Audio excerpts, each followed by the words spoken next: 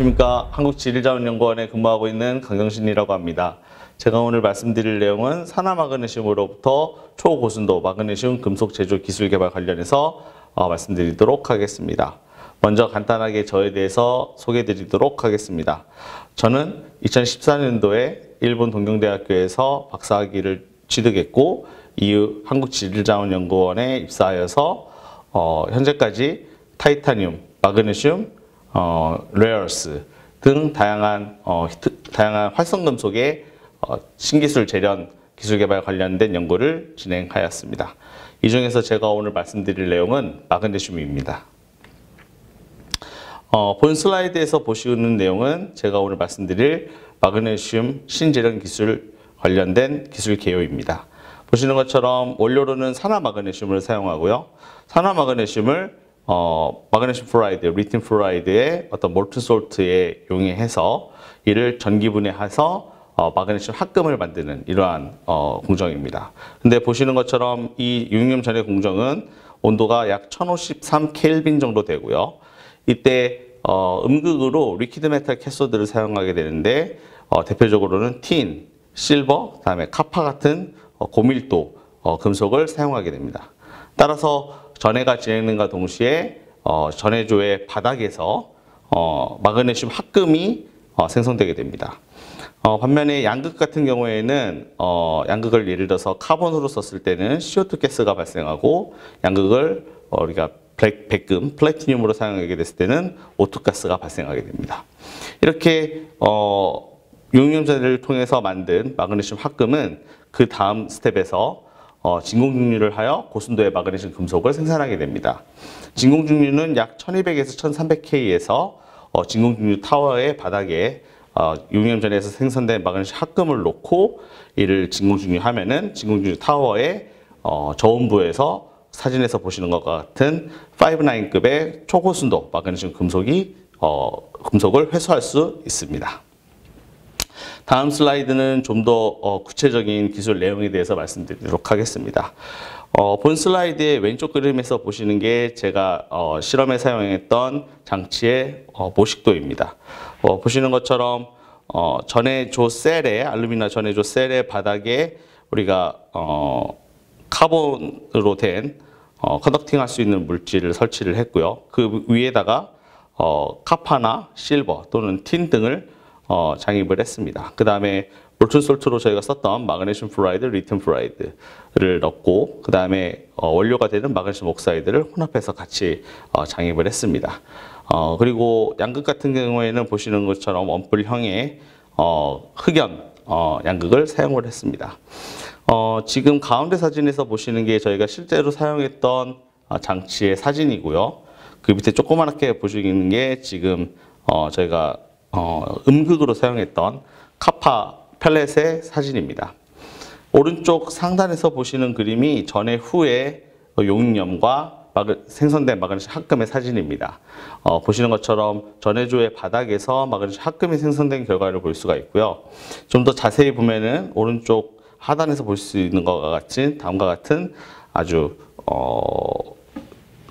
전체가 충분히 고체화된 어떤 마그네슘 합금이 생성된 결과를 볼 수가 있습니다. 다음은 실제 실험 결과에 대해서 좀 더 자세히 설명드리도록 하겠습니다. 보시는 것처럼 용융염전에는 1053K에서 저희가 진행을 했고요. 음극으로는 카파 금속 또는 실버를 음극으로 사용을 했습니다. 그래서 이 실험 같은 경우에는 정전류법으로 저희가 실험을 진행을 했고요. 마그네슘 합금 내 마그네슘 조성이 전류 효율에 미치는 영향을 살펴보고자 마그네슘 농도가 6.4%에서부터 20.1%, 그다음에 실버를 음극으로 사용했을 때에는 3.5%에서 약 18.2%까지 저희가 농도를 전착되는 마그네슘의 양을 증가시켜 가면서 실험을 진행했습니다. 그 결과 보시는 것처럼 1053K에서 카파 또는 실버를 음극으로 사용해서 마그네슘 옥사이드를 전해할 때 전류 효율은 약 82%에서 88% 정도까지 매우 높은 전류 효율을 나타남을 알 수 있습니다.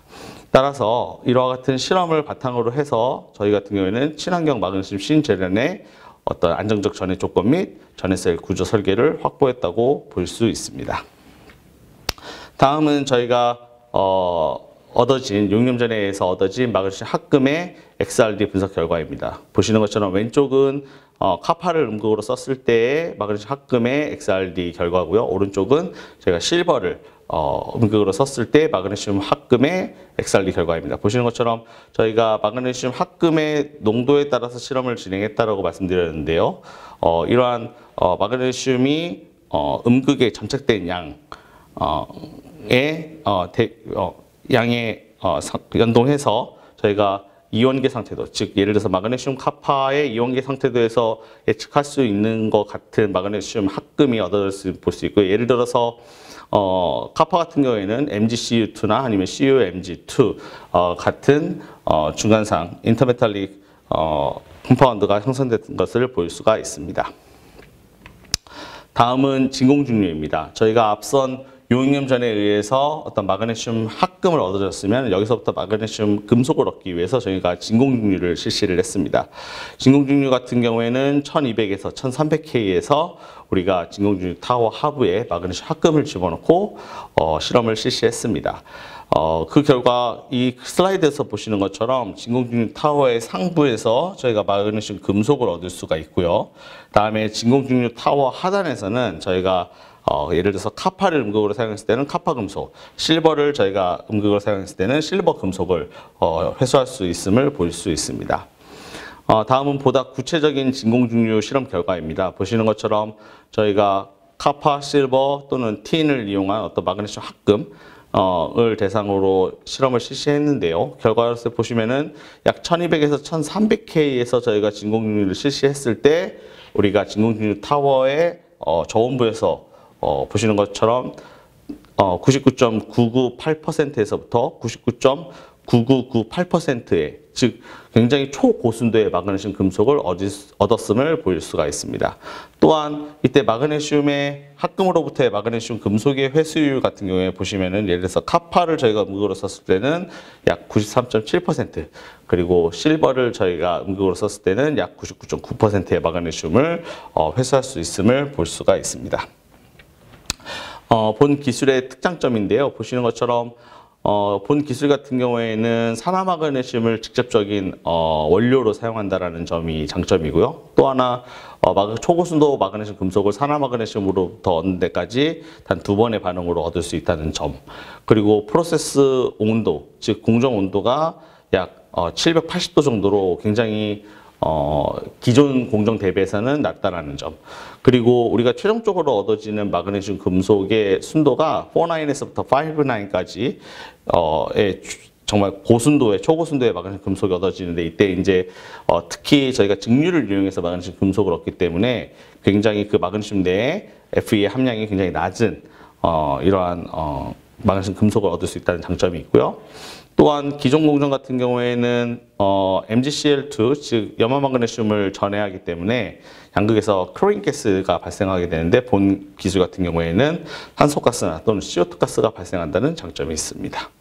또한 전류 효율 같은 경우에 최적 조건하에서는 약 84% 이상의 전류 효율을 나타내고 더군다나 지금 본 공정 같은 경우에는 전해 셀 구조가 굉장히 단순해서 또한 지금 알루미늄 상용 전해 재련 셀과 굉장히 유사하기 때문에 우리가 어떤 스케일업이나 아니면은 상업화를 생각했을 때 좀 더 다른 기술보다 쉽게 접근 가능한 그러한 장점이 있겠습니다.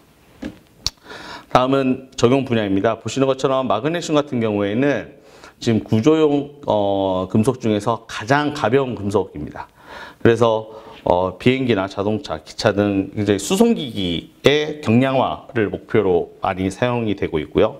즉 수송기기의 경량화를 통해서 연비 향상, 즉 CO2 절감, CO2 에미션 가스의 저감 등을 목표로 해서 많이 사용되고 있고요. 또 하나 최근에는 의료용 소재로서의 활용도 많이 각광을 받고 있는 추세입니다. 다음은 기술 동향입니다. 보시는 것처럼 마그네슘 재련은 크게 두 가지 기술로 구분이 됩니다. 하나는 열환원법이고요. 하나는 전기분해법입니다. 현재 전 세계 마그네슘의 약 80%는 지금 사실 열환원법에 의해서 중국에서 생산하고 있습니다. 이 열환원법 같은 경우에는 원료로 돌로마이트를 사용하고요. 근데 돌로마이트를 사용하고 있습니다.